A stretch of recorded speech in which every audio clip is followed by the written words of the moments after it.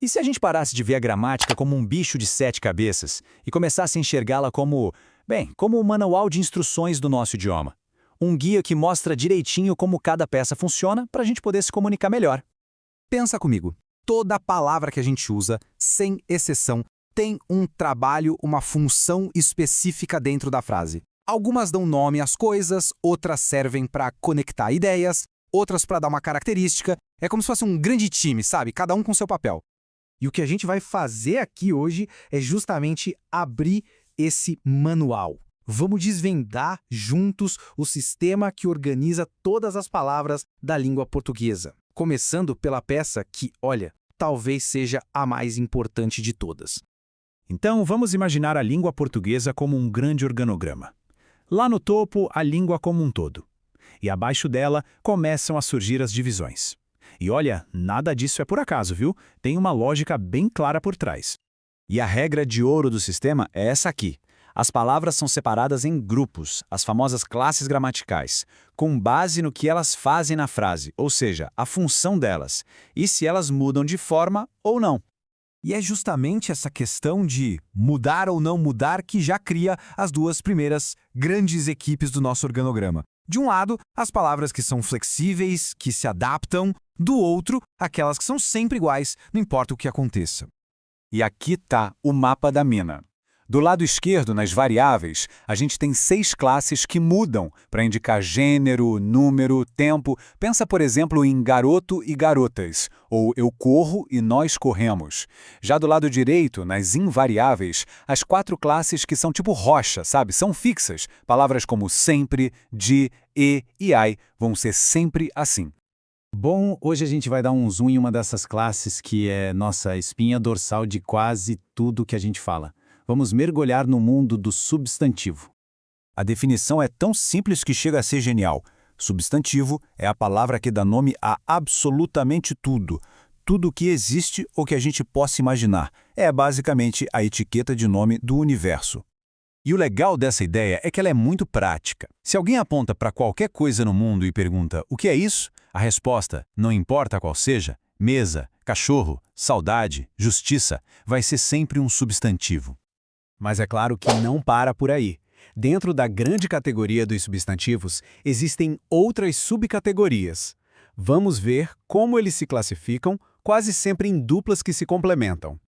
Primeiro, a diferença entre o geral e o específico. Cidade é um substantivo comum, pode ser qualquer cidade do mundo. Agora, quando a gente fala Brasília, aí a coisa muda. Vira um substantivo próprio, que dá uma identidade única e, por isso mesmo, sempre com letra maiúscula.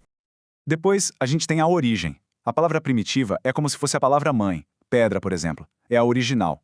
A partir dela, a gente cria outras palavras como pedreiro, pedraria. Uma única palavra dá origem a uma família inteira. A estrutura da palavra também conta. Os substantivos simples são formados por uma palavra só, como tempo. Já os compostos são tipo um Lego de palavras. A gente junta 2 ou mais para criar um conceito totalmente novo, como em passatempo. E essa aqui é uma divisão que eu acho fascinante. Os substantivos concretos dão nome a coisas que têm existência própria. Não importa se são reais ou imaginárias, como cadeira ou até fada. Já os abstratos nomeiam coisas que dependem de outra para existir. O amor, por exemplo, precisa que alguém sinta. A corrida precisa que alguém corra. A beleza precisa estar em alguma coisa. Entende? Agora, vamos para uma categoria muito especial, os substantivos coletivos. Eles são uma ferramenta da língua que é simplesmente incrível para economizar palavras. A mágica do coletivo é exatamente essa. A gente usa uma única palavra, no singular, para falar de um monte de seres da mesma espécie. E os exemplos deixam isso bem claro.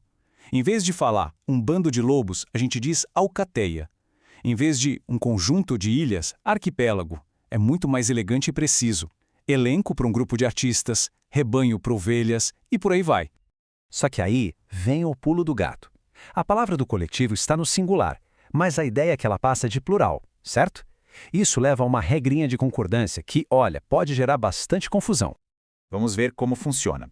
Se o coletivo, como maioria, aparece sozinho, o verbo fica no singular. Simples, a maioria está satisfeita.